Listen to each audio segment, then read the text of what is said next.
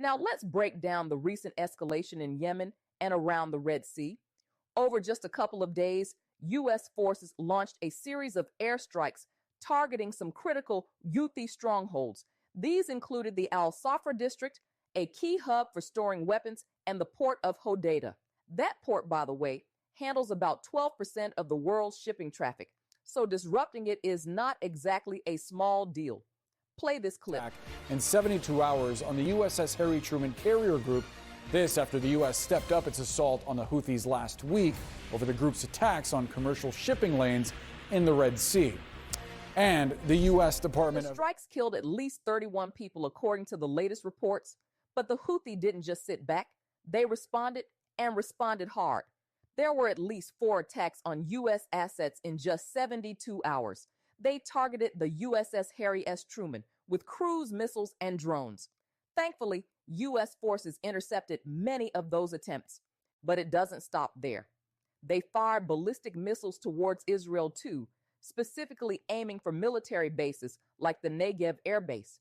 And while those were intercepted as well, you can feel how this has escalated tensions across the region. It's not just about the immediate targets. It's forcing ships to reroute entirely, taking costlier, longer paths around the conflict zones. We're talking over 100 attacks disrupting global shipping since 2023. That's a staggering number with ripple effects on commerce worldwide. So here's where it gets even more intricate. The Houthi in Yemen, you might know them as Ansar Allah, aren't just acting in isolation. They're a key part of what's known as the Axis of Resistance.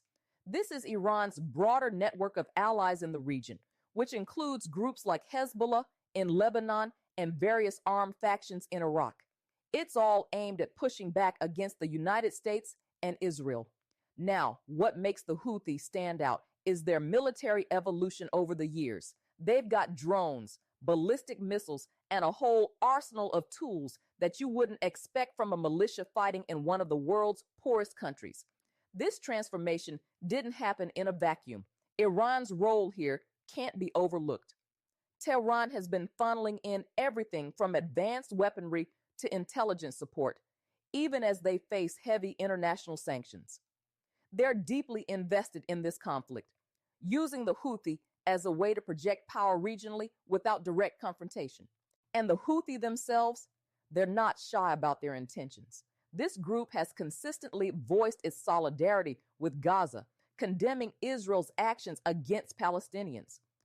Just recently, after Israeli airstrikes resumed in Gaza, the Houthi declared they'd expand their targets inside Israel. Their foreign minister even said Yemen is at war with the U.S., justifying their missile and drone attacks on American and Israeli assets. It's all interconnected. Military expansions, proxy conflicts, and the underlying geopolitical chess game between Iran, the U.S., and Israel. All right, let's zoom out and take a broader look at what this all means under Donald Trump's leadership. Trump's rhetoric, his talk of complete annihilation and vows to hold Iran accountable for everything the Houthi do, it's not subtle. This administration seems determined to use sheer military force to project power and influence in the Middle East. We've seen it in the strike campaigns, the aggressive language, and even these threats to escalate in ways that, honestly, feel like they're pushing the boundaries of international norms. But we should also think about how these fits into a bigger narrative. Historically, you could compare this to U.S. strikes under Biden. They were surgical too, targeting Houthi forces during the earlier Red Sea skirmishes. The difference? Trump's making this a cornerstone of his political brand. It's no longer just about ensuring safe shipping lanes or deterring missiles. It's about sending a message to Iran, to Israel's adversaries, and even to voters here at home that America will act decisively and will lead from a position of strength. And politically speaking, this kind of bold, action-driven approach, it plays well with his base. Whether we agree with it or not, it builds an image of power, of dominance, all while addressing these tensions that are clearly boiling over across the Middle East. The Houthis attacks, their claims of solidarity with Gaza, their missile launches, that's not just noise. It's part of a larger geopolitical chess game. one that Trump is trying to dominate on his own terms. So, what's next? Well, the Middle East has always been complicated, and history tells us these kinds of conflicts rarely wrap up neatly. But for now, Trump's strategy is clear. Show unrelenting strength, rally domestic support through bold action, and hold adversaries accountable, whatever the long-term cost might be. That wraps up today's episode of The Real 411. I want to personally thank each and every one of you for tuning in and for your continued support. It means more than you know. If you found value in today's discussion, please drop a comment, follow us on all social media platforms, and let us know what topics you'd like to see us cover next. Be sure to sign up for our email newsletter so you never miss an update or exclusive insight. And if you believe in independent media that digs deeper and dares to tell the truth, please consider following The Real 411 on Substack and Fanbase.